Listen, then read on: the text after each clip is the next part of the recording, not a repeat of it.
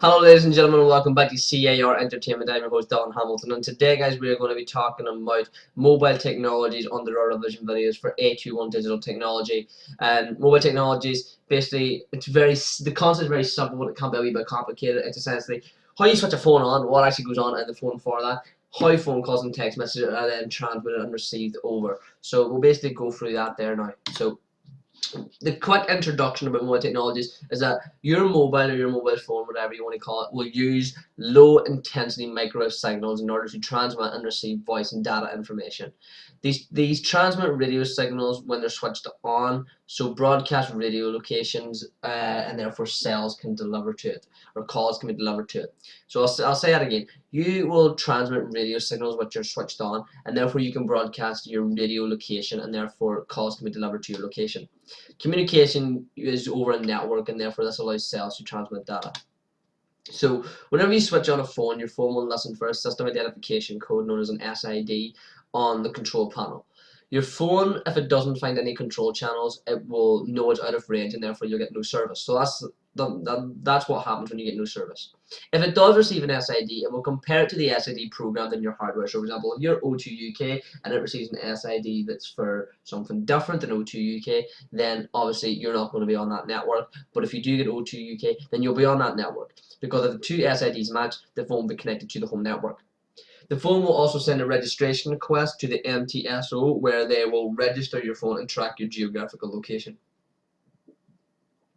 Different telecom companies will interconnect to form a single virtual network which will span an entire country. So whenever you're making a call, the microphone in your mobile phone will pick up a voice signal, and a microchip will convert it into radio wave signals which are transmitted over mobile networks. The antennae will broadcast signals to the nearest mobile phone mast, where the mast will then receive the signal and transmit it to a base station. Now, a cell is a key term, and this is all it means is the area which a base station has control over. It's usually a part of a county. Your base station will then coordinate transmission of signal across the cell, and the calls that are continuing on the same network will be routed through this base station. Calls that are made on different networks go through the lengthier route. So the radio transmitter and receiver are not capable of transmitting signals over long distances, and usually they use satellite then. A mast, in case you don't know what it is, a mast is a large high-powered antenna capable of sending radio signals over large distances. So in terms of network coverage, well, we know what a cell is, and a cell is an area base station coverage, but these cells are in the shape of hexagons because they can cover an entire area without overlapping, because hexagon will always interlink with each other and not overlap, and therefore you don't have multiple base stations covering the same area.